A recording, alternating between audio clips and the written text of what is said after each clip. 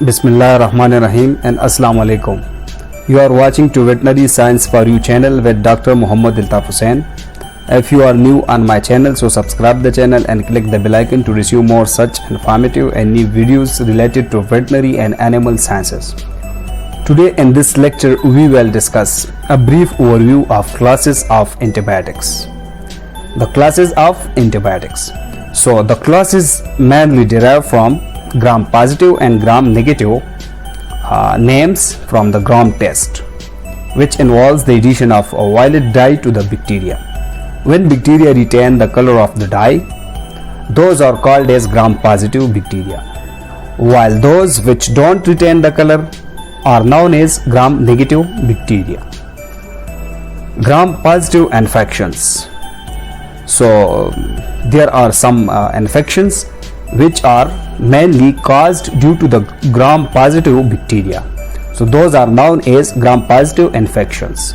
So the first one is anthrax, diphtheria, enterococcal infections, erysipelotrichosis, listeriosis, nocardiosis, pneumococcal infections, staphylococcus aureus infections, streptococcal infections, and toxic shock syndrome. These are some infections which are gram-positive infections. Now gram-negative infections, so those infections which are mainly caused by mainly due to the gram-negative bacteria. So gram-negative bacteria can cause many serious infections such as pneumonia, peritonitis, urinary tract infections, bloodstream infections, wound or surgical site infections, and meningitis. So these are some infections which are mainly caused by gram-negative bacteria.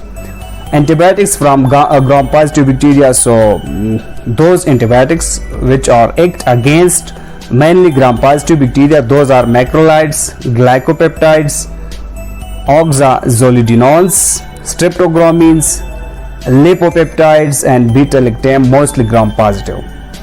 The antibiotics from gram-negative bacteria, so cephalosporin, fluoroquinolones, those are ciprofloxacin, levofloxacin, aminoglycosides, that is gentamicin and amicacin, carbapenems, that is imipenem, amoxicillin, clavulanic acid, piperacillin, tazobactam. So these are the antibiotics from gram-negative bacteria. Antibiotics, those antibiotics which act both as gram-positive and gram-negative bacteria are sulfonamides, tetracycline, chloramphenicol, Ansamycins, Quinolones, Aminoglycosides. So these are some antibiotics or classes which act as against gram-positive or gram-negative bacteria, are both as gram-positive or negative bacteria. Now we will discuss in detail classes of antibiotics. So there are approximately 12 classes of antibiotics. Those are macrolides, glycopeptides, oxazolidinones, streptogramins, lipopeptides, beta-lactam, aminoglycosides, quinolones or fluoroquinolones, sulfonamides, tetracycline, chloramphenicol, and Ansamycin. These are the classes of antibiotics. Now we will discuss these classes of antibiotics in detail one by one. So the first one is macrolides. They are effective against gram-positive bacteria. They act in bacteriostatic manner, preventing growth and reproduction by inhibiting protein synthesis. Effective than penicillins against several species of bacteria. Some bacterial species have developed resistance to macrolides, but still used the second most commonly prescribed antibiotics. Most commonly prescribed antibiotic is erythromycin in this class. Examples of macrolides are erythromycin, azithromycin, clarithromycin. This is about the macrolide class and the first class of this group. The second one is Glycopeptides. Includes vancomycin, commonly used as a drug of last resort when other antibiotics have failed. Active against gram-positive bacteria vancomycin. They act as bacteriostatic, means prevent the bacterial growth and reproduction. While this used to be the last line of defense against infections, particularly MRSA, methicillin-resistant Staphylococcus aureus. Examples of glycopeptides are teicoplanin, vancomycin, telavancin, dalbavancin, oritavancin. So these are the examples of glycopeptides. The third class of antibiotic is Oxazolidinones.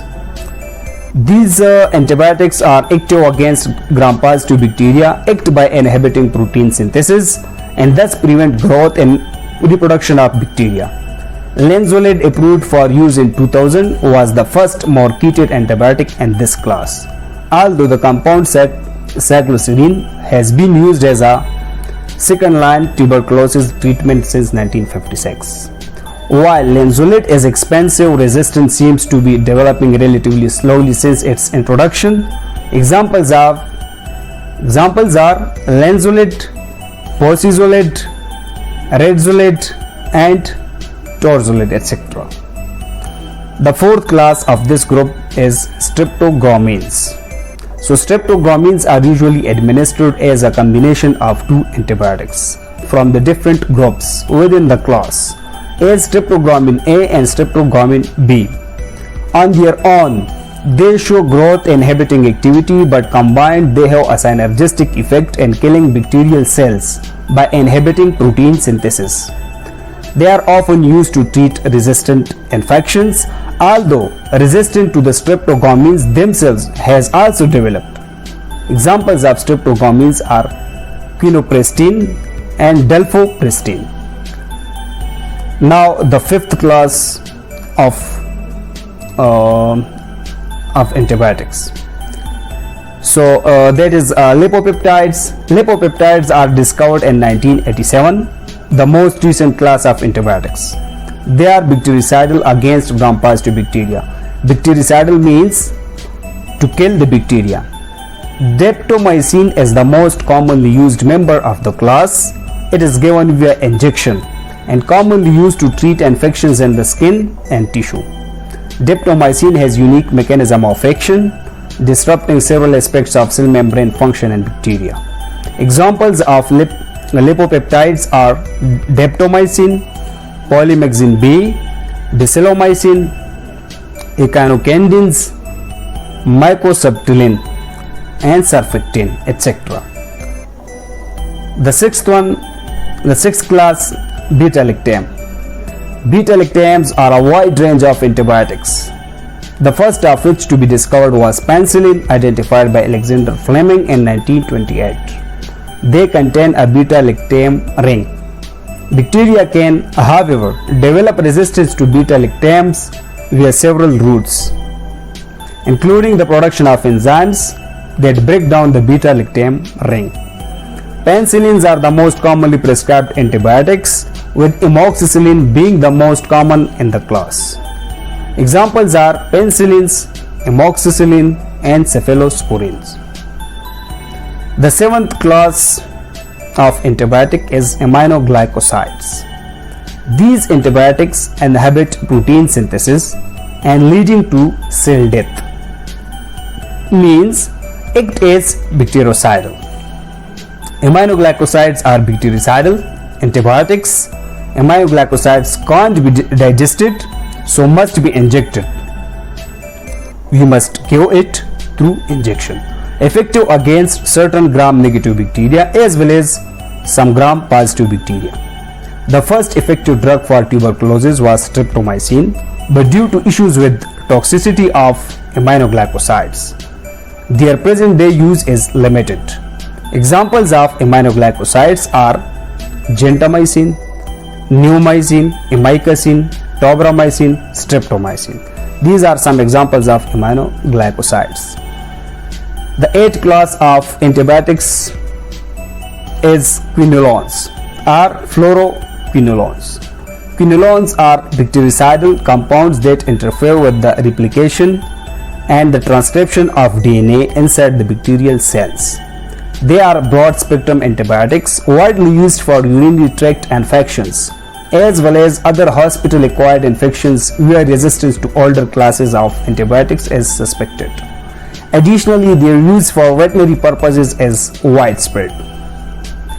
Examples are ciprofloxacin, enoxacin, levofloxacin, ofloxacin, norfloxacin, nalidixic acid, moxifloxacin, gatifloxacin, gimifloxacin, lomfloxacin, troafloxacin, grapafloxacin, sparfloxacin, timofloxacin. So these are the examples. Resistance to quinolones can be particularly rapid in its development in the US. They were the most commonly prescribed antibiotics in 2002. These antibiotics are used for urinary tract infections, especially bacterial prostatitis, community-acquired pneumonia, bacterial diarrhea, mycoplasmal infections, and gonorrhea, etc. Cephalosporin is an example of macrolide. So we also discussed cephalosporin in this lecture. They are a class of beta-lactam antibiotics derived from fungus Acremonium, was previously known as Cephalosporium. Cephalosporin C was found in the sea by the Italian pharmacologist Giuseppe Brotozzo in July 1945. First generation antibiotic active against gram-positive bacteria such as Staphylococcus and Streptococcus, used for skin and soft tissue infections. Successive generations of cephalosporins have increased activity against gram-negative bacteria. This drug is able to be excreted in urine. Cephalosporins are bactericidal. Cephalosporins are used for patients who are allergic to penicillin due to the different beta-lactam antibiotic structure. Cephalosporins are used to prevent Staphylococcus, E. coli, Enterobacter, influenzae, Haemophilus, Pseudomonas, aeruginosa infections, and also cure meningitis. Examples are cefalexin, belongs to the first generation, cefaclor, belongs to the second generation, cefpodoxime, belongs to third generation, cefepime, belongs to fourth generation, and ceftaroline belongs to the fifth generation of cephalosporin. Now we come to the ninth class of antibiotics, that is sulfonamides. Prontosil was the first commercially available antibiotic developed in 1932.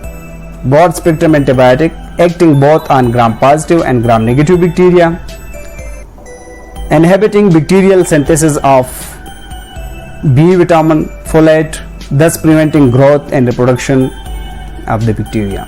Sulfonamides are rarely used nowadays due to the development of bacterial resistance and also due to unwanted effects such as hepatotoxicity. Examples are mefenide, sulfacetamide, sulfadiazine, silver sulfadiazine, sulfadimethoxine, sulfamethoxazole, sulfamethoxazole, sulfanilimide, sulfasilazine, sulfisoxazole, and sulfonamidocrysodine. Commonly used for urinary tract infections except sulfacetamide, which is used for eye infections, and mefenide and silver sulfadiazine used topically for burns.